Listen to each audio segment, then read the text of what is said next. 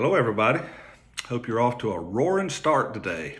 And it's Monday, soon to be a new month. And so, wow, where did the year go? But here we are. We're ready to go and gear up for another week, another month. And if you will remember in my Saturday briefing, I shared with you about 29 bosses that I have each month. I call them my diagnostic or reflection questions.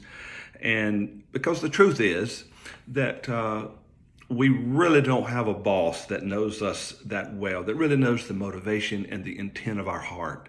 And it's easy to get derailed. It's easy to get off task and make life, as this first question is today, make life about ourselves. And we can get consumed with ourselves, or consumed with a problem, get consumed with a lot of things that ends up getting us off task.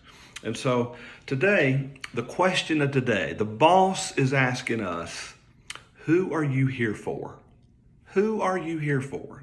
To stay focused on who you're here for. Not even why am I here, but who am I here for? So let's play a little pretend. Let's pretend that we were doing, or let's make it personal. Let's pretend that you are doing what you're doing for the sheer love of it. That it wasn't about a paycheck. It wasn't about a pat on the back or the applause, but you just love doing it. We could put you in a tin can somewhere out in the shed, and you would just while away, hammer away, doing whatever it is that you're doing. Or better yet, what would your job look like? What would your life look like? Your marriage? What would life look like if you were doing what you were doing for the sheer love of the people you're serving? It could be your customer, it could be a church member, it could be your family, it could be your colleagues, it could be a boss, a company. But what if you were doing it for the sheer love of serving them? I know that may sound a little idealistic, but it's not, especially in ministry, but it'll work in any area of life. And so I want to ask you, who are you here for? You know, we've all seen ministers who they don't mean to, but they end up making ministry about themselves. We've heard sermons where we knew in our mind that the pastor was more concerned about his performance.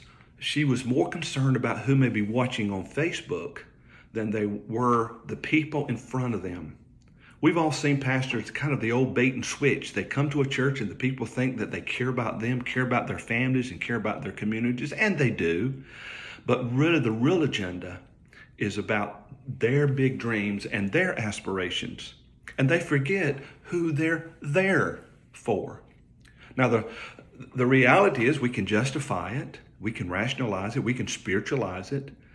But the truth is, if we're not careful, inch by inch, we can drift and get our eyes off who we are there for.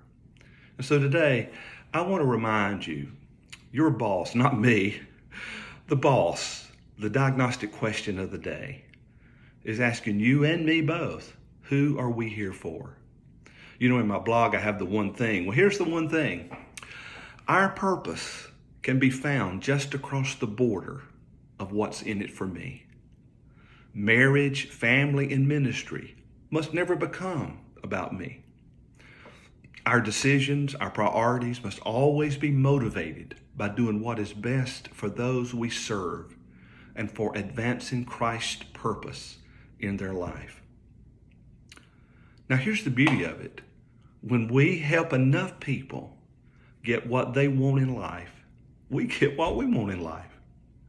When we put other people first and do our dead level best for the sheer love of those people to help them to become the people they should be, that effort ends up helping us to become the person we can be.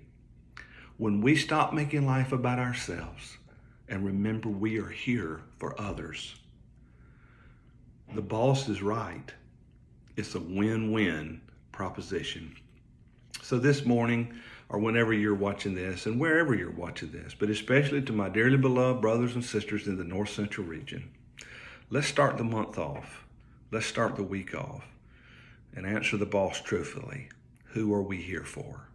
And if we've kind of strayed, let's rope it back in take a few moments to readjust our priorities and do what we do in the best interest of those we serve. God bless you. Let's make it a great day. See you around the bend.